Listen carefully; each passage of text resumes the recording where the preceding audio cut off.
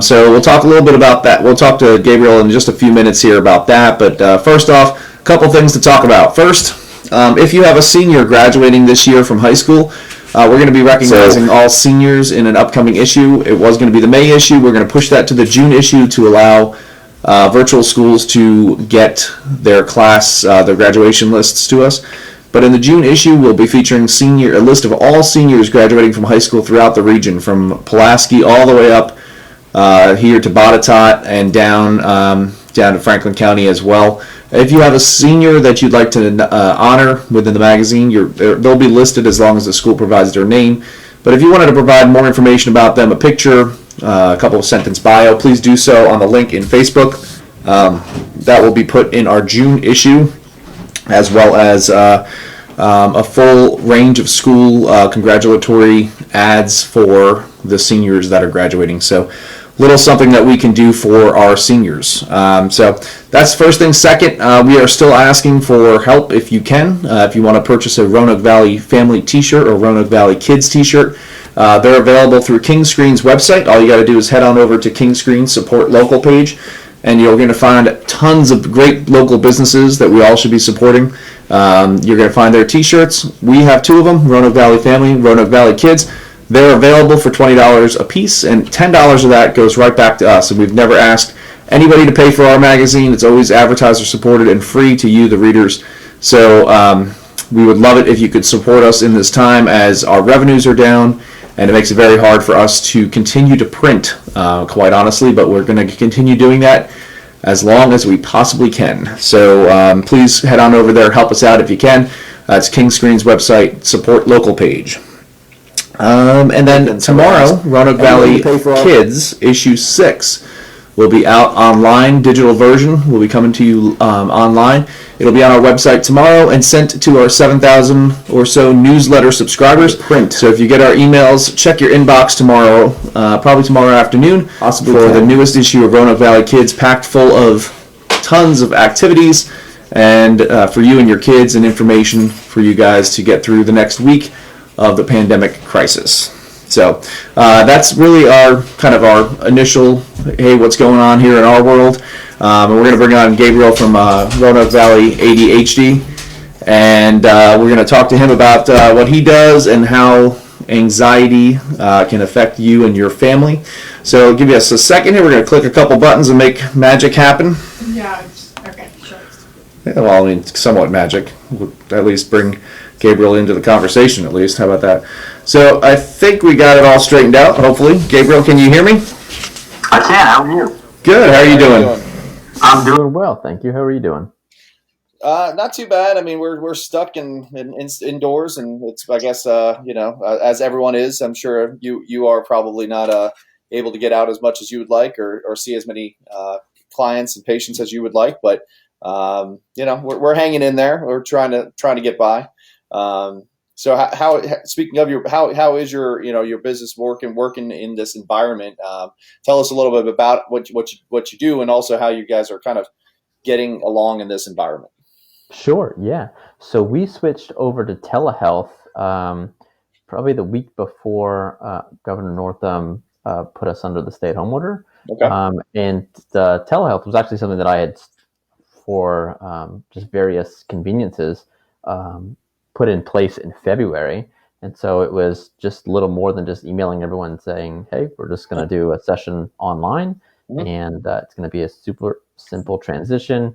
All you have to do is click on this link, and you'll be in, that your safe, secure, private video conference room.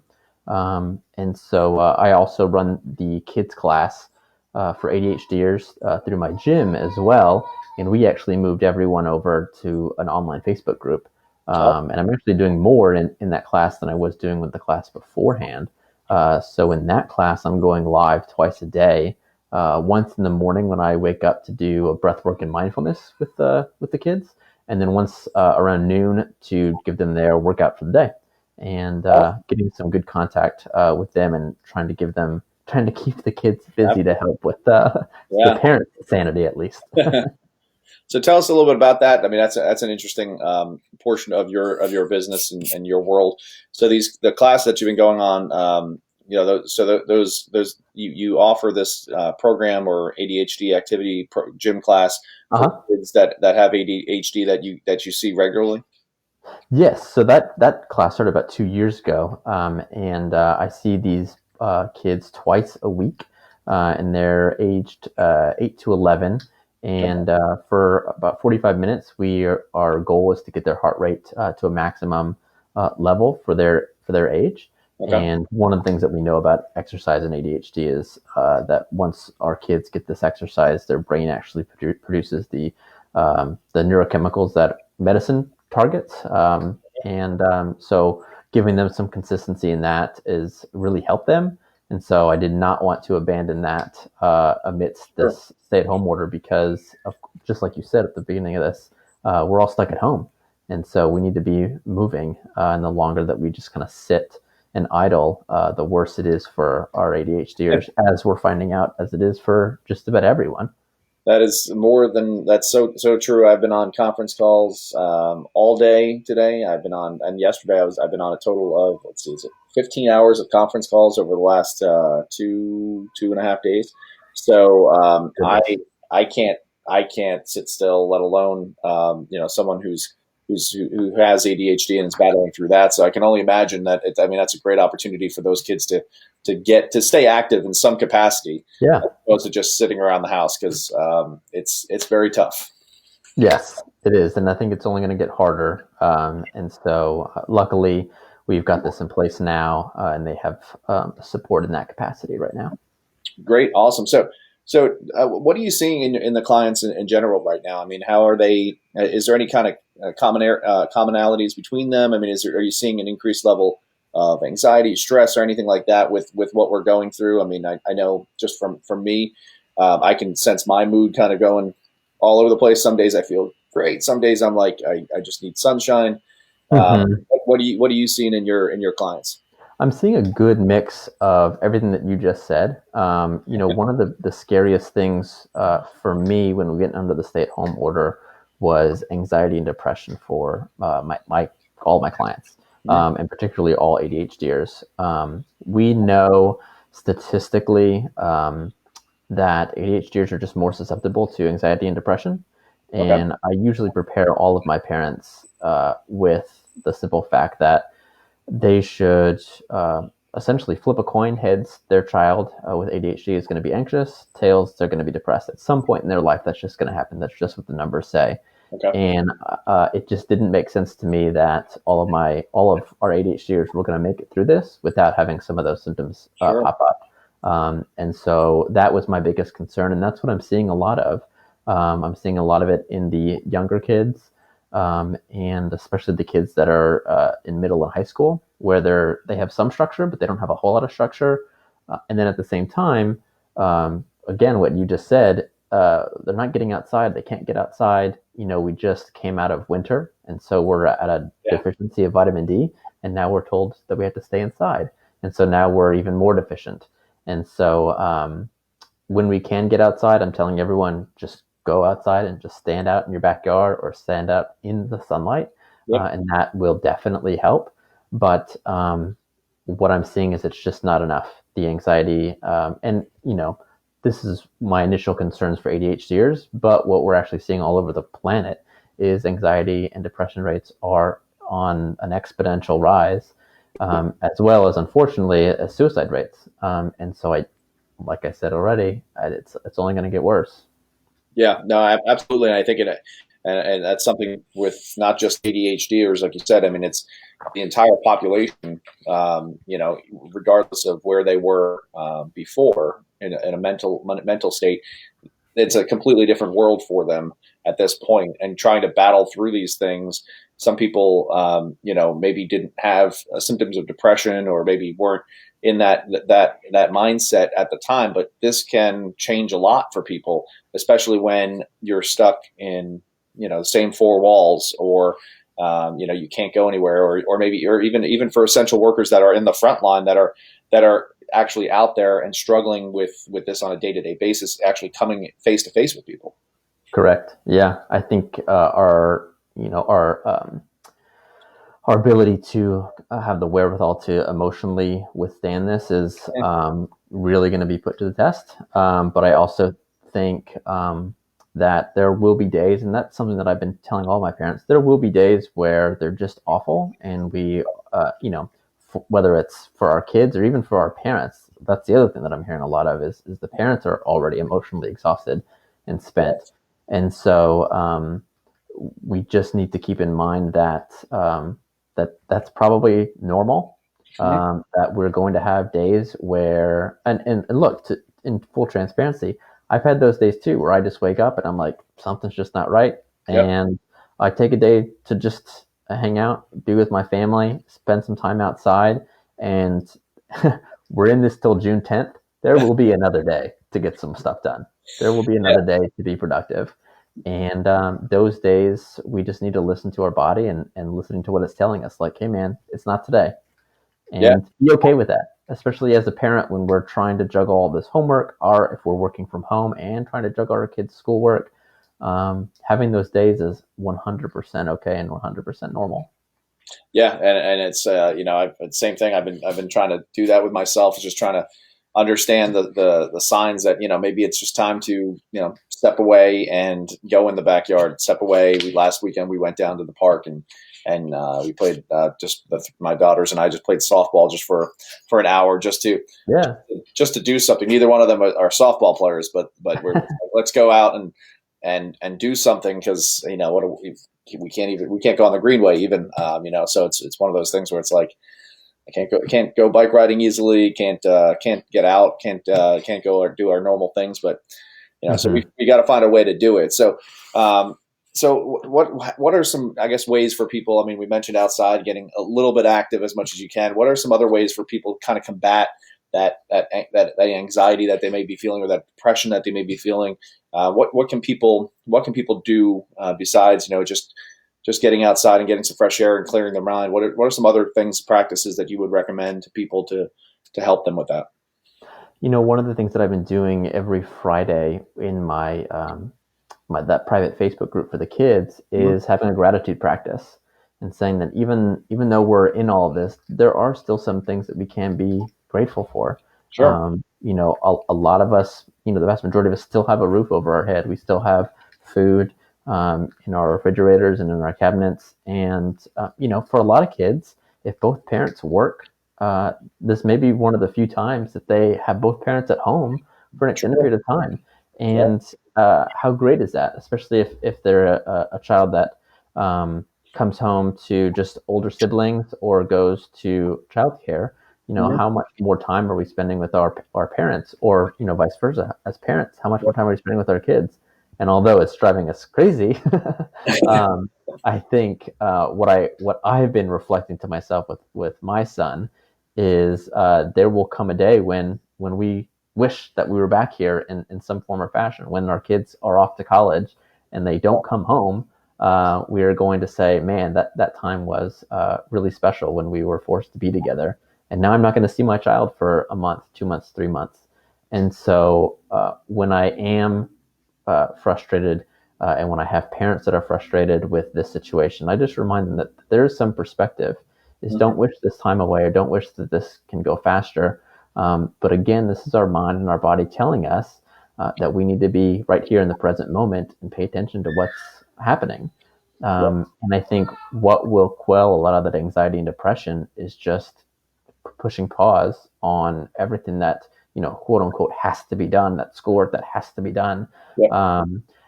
And just be present with the family and find something good to do. I just sent an email out to a lot of my clients and I've been checking in on most of them weekly. And one of the questions was, what are you doing to laugh? What are you doing to have a good time? And I got a lot of really great answers. A lot of parents are taking care of themselves, taking time for themselves more than they were before because things are harder. And so if there was ever a time to have that gratitude practice, to have some breath work or a mindfulness practice, now is that time. On top of everything else that you mentioned. Yeah, no, absolutely. And we had somebody on yesterday. I don't know if you know Dale Thompson. He has a he has an education company that he teaches to clients, and he also has a photo booth and a couple other businesses. He's a jack. Uh-huh. But we were talking yesterday on Facebook Live, and we were talking about making the best of the situation that we're in. Come out of it stronger in some way than you were before. So and the family thing came up yesterday as well with making you have an opportunity. We've had our family. My wife's a nurse. She works 12-hour shifts. I have run two different businesses, and it's we never have time. We never usually have time to sit down and have meals. And now now we're actually able to sit down at the table more often and actually have meals because our schedules they're forced to line up because I'm home Sure. and she's working normal shifts, but we're able to sit down and have family meals, which didn't happen quite often. And I talked to somebody else that they said that is the first time that they've been having regular family meals because of softball, baseball practices, all the things that they've been on. Where now they're forced to kind of have that connection with their family, which is a positive. Absolutely. I mean, that's having a support system is incredibly important. And if we don't have that strong of a support system, maybe both of our parents are having to work in the hospital right now, or one is, and one still has another essential job. And so what does your support system look like? And so if you don't have the support system that that we all know that we probably should have right now, then I definitely would reach out to a professional and say, I need some support, because the only thing that I keep thinking about is, it's only April. We have a long way to go. Yeah, I don't think people grasp that concept because we've never been in anything like this before. Of course not. Yeah, I mean it does. You can't wrap your mind around it, and you feel like, well, we've already been here for 5 weeks or whatever it is. I think I started off by saying it's the 38th day that we've been doing this live, so I guess it's probably about 40 days or so since we've really been in this world. But you're right; it's only April. I mean, it's the end of April. It's end of April now, but we still have the same amount of time on the back end here. This is about the midpoint in terms of where the governor has stated that stay at home order, so to speak. So we've really got a ways to go before we are even close to back to normal. And I just don't think muscling it through it emotionally is going to be the healthy thing to do for ourselves or for our families either. Yeah, no, absolutely, and some people, unfortunately, will come out on the wrong side from a financial standpoint or from an employment standpoint, and there's going to be a whole new set of stress and anxiety, I'm sure, kind of coming out of it in June when maybe a job isn't there for somebody, or they have lost someone, or maybe they've just gone through some financial struggle, and maybe they're coming out of it, but that's going to put a lot of stress on families and individuals, in June or whenever we're on the other side of this. Right. Yes. So talk a little bit about, you mentioned the classes that you're doing for the kids and so on, but the telehealth world is definitely a different, and I guess it comes at a really good time that the technology is now there for us to have that for both, whether it be counseling services or direct medical services and such. People can actually visit doctors and practitioners online. So how's that been working for you and being able to connect with your clients? It's been working really, really well. Prior to me jumping on telehealth and offering that service, I did dig through the research because I was curious. Someone has had to do some research on the clinical outcomes of doing remote counseling and remote psychology, all this stuff. And just an interesting tidbit that I just popped in my head. When I entered graduate school 10 years ago, it was very clear that video conferencing was not going to be a thing, that we couldn't make it secure, that we couldn't, it was just not going to ever work. And there was a large group of researchers that were like, let's figure this out. And I do remember one of my professors, being on the forefront of, keeping his ear to the ground about all of that research. And so I dug into it, and the research is all promising. They're, in most cases with anxiety, depression, and ADHD and other disorders of that nature, the outcomes are the same. they're no different from being in person. And so Great. that's really encouraging for right now. But I Yep. also think that, unless you're a counselor digging through that research, why would you know that? So I think that's really a hesitancy for a lot of my clients, new clients, and the people that we're talking about that may need that extra support. The big question is that even going to be helpful for me? What does that even look like? Sure. And so, my response has been it just gets a lot more structured, and we have to have a lot more contingencies in place. One of the first sessions that we did, for whatever reason, the audio wasn't working, but I could see her. So I just picked up the phone and called her, and we had audio, and then we had video, and that's how it Great. worked. And it was great. We got a lot of things taken care of, and so just making sure that we have those contingencies before we start. It's really been the big thing. So if the video cuts out, this is what we'll do. And that hasn't really happened at all, but just giving everyone the peace of mind that not only is this going to work, but should it not for whatever reason, this is what we can do. And that is just as good as well. Yeah, absolutely. And some people like that personal contact, or that Absolutely. being in front of somebody in the same room. But we, in this world, and having the video conferencing available, and having that, it's good to just see somebody, talk to someone, and be able to vocalize back and forth, and communicate that way. Because again, some people don't have that outlet. Maybe some people don't have. Even if it's a friend or a family member with FaceTime, things like that we have now, we can at least have that interpersonal communication and connection where we can see the emotion in someone's face, or see that person. It's a different world, but it's definitely one that we may need to get more accustomed to as we go on, because it's probably going to change the way your world is for sessions down the road, I would imagine. It's going to change a lot of people's way they do business. There may not be as many as many handshakes, as many meetings face to face. So it's definitely going to interact and change people's way of how they interact going forward. Absolutely. And we just learn to navigate it. The alternative shouldn't be that we're just not going to do it. Right? Yeah. We need this connection, and we need these relationships. And the vast majority, the reason why telehealth works so well is the other side of all that research is the biggest component to success in change for a client is the relationship that they have with their counselor. And so if that relationship is solid, and you mesh well with your counselor, then the likelihood that you're going to make positive change and lasting change is really good.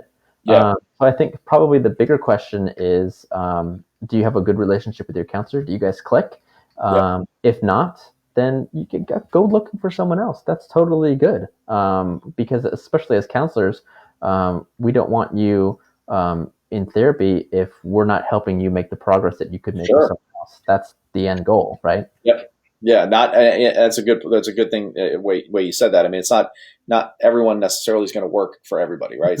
So you may be a great counselor, but you may not click with that one individual, but they may click with somebody else, and that may help them. You want them to be the best them that they can be, right? So absolutely, you don't want that. You don't want to dig them further in a hole, or make them do something that is not going to be. It's not going to click in their head. Right. Or especially right now, we don't want to waste anyone's time. Our time is so limited, especially if we are that parent that is doing essential work or working from home and schoolwork, and we've just wasted an hour because our relationship doesn't click. Let me help you find. And I have done this. I have actually gotten a lot of emails from people that say, I don't have ADHD, but this is what's going on, and I'm like, that's not my specialty. That's not my thing. But this counselor is fantastic. This is what she does, and you're going to be happy with that. Yeah. And so that's paramount. Yeah, absolutely. And there's support everywhere. And I guess, for everybody interested in Gabriel and what he can do for you and your family, his website's RoanokeADHD.com, and we'll put that in our comments as well. But it's already up there. Awesome. No, do you want me to? Oh yeah, please. But the most important thing, if you're feeling any way, or you're looking for help in some way, shape, or form, there are people out there to help you, and there is telehealth that's available, and Gabriel's got that. Is there anything else that you want to kind of put out there, or to tell people about what you're doing, or how how you can help them, or what any other services that you're offering during this time.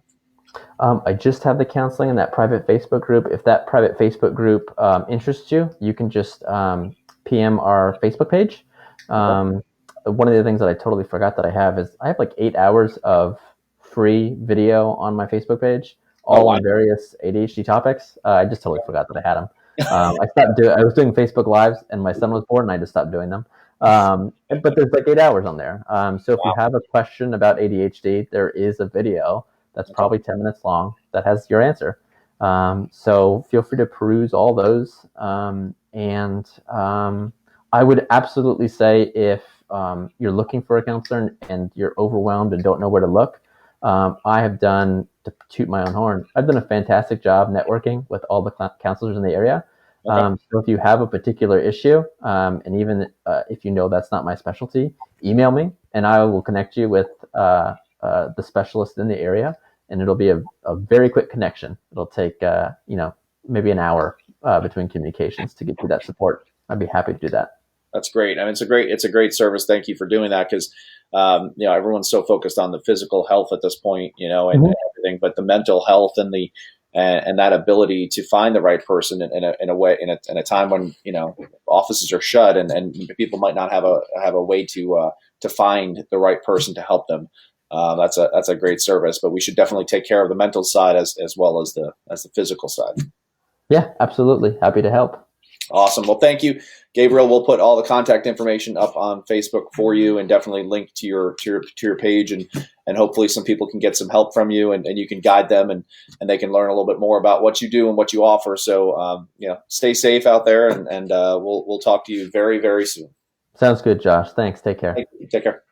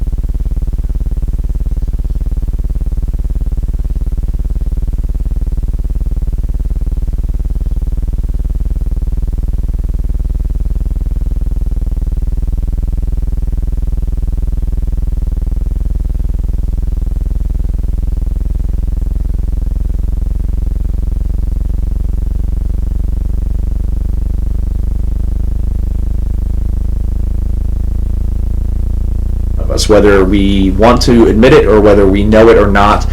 There definitely is stress and more anxiety in all of our lives because of this. So I highly recommend, at the very least, just check out what Gabriel is doing at Roanoke ADHD, and just look at maybe and take a evaluation of how you feel, and reach out if you need the help.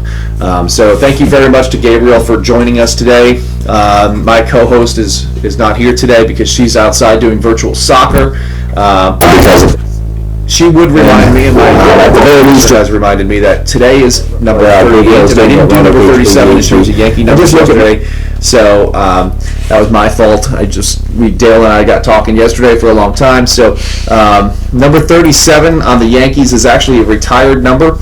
So there's really not that many people who have worn it. Actually, number 30. If it's retired, then isn't it a good player who retired it? What's funny is no. What? Yeah, here's the point. Number 37. There's only been 2 Yankees to wear the number 37. Was it, unlucky, and they were superstitious, and they were like, no more players get to have this. No, it's funny. You know and the only 2 players to ever wear number 37, which was yesterday's Facebook Live for the New York Yankees, was Herb Carpel from in 1946, and then the same year, Gus Nairhouse wore number 46. Okay. Or 36, I'm sorry. Hey, why Or 37, 37, I'm sorry, 37, 37. Why did they retire? So because in the following year, 1947, Yankee manager Bucky Harris started wearing number 37. He wore it for 2 years, 47 and 48. Then in 1949, a guy by the name of Casey Stengel, one of the greatest managers to ever manage in baseball, took the number 37, and that was in 1949. He wore it until 1960 with the Yankees as manager of the Yankees, and they retired in 1970 for Casey Stengel, and therefore nobody has worn it since 1946 as a player. 1946, no one has worn number 37 as a player. Okay. So I don't even know anything about Herb Carpel or Gus Nairhouse. They were back in 1946. So I'm just going to say Casey Stengel because he was the manager of the Yankees and it's retired. And number 38 for the New York Yankees, there's really not a lot of people that wore number. I mean, there's a lot of people that wore number 38, 106 of them to be exact. What? But Wow, that's a lot of Yankees. But there's not really any really good Yankees. In fact, not one Yankee was an all-star wearing the number 38. So none of the Yankees that wore number 38 ever was an all-star or any kind of award winner. And it's full of a bunch of players that no one, only diehard Yankee fans would probably know. You? What? Do I know? Yes. Yeah, I know several. No, you said I Yeah, so the best ones were Johnny Blanchard back in the 50s and the 60s, and Matt Noakes probably in the 80s, or 90s, I'm sorry. He played for the Yankees from 90 to 94. Sorry, I don't know. Yeah, none of them were really that popular. None of them really that known, but Matt Noakes played for the Yankees from 90 to 94, and Johnny Blanchard played for the Yankees from 1955 to 1965. So I'm going to go with Johnny Blanchard as the best 38 to wear, just because he played for 10 years, and he never was an all-star, but there you go. So thanks again to Gabriel from Roanoke ADHD for joining us today. Hopefully you guys enjoyed the conversation, learned a little bit about telehealth and how he is navigating and helping his patients with ADHD, and just patients in general that are having a hard time getting through this, because it is a very stressful time for people. So check him out, RoanokeADHD.com, or search Facebook for Roanoke ADHD. He's got 8 hours of video up there, and he's got a Facebook group for kids with ADHD, so that they can get some help during this time when they're not getting that social interaction and an activity that they need. So we'll be back tomorrow, episode 39. Tomorrow we actually have Mary Kerr from Aquatic Adventures talking about swimming and swim lessons, and how we can try to get ready for summer, and when for kids that maybe are in the process of trying to learn how to swim with everything closed. How do you do that? What can you do? And how can you get ready for the summer? On Friday, we have Chris Hale from Hale's Music talking about virtual music school. That's kind of cool. We can learn how to play music right from our house, right from... I don't think that's what he's going to be doing. Well, he's not going to teach us. Yeah, But he's going to tell us how it's possible. I did it today. There you go. Ani had a lesson today with piano. So from that music. From actual Hale's Music. So he'll be on talking about that. And then on Saturday we'll be playing Mario Kart.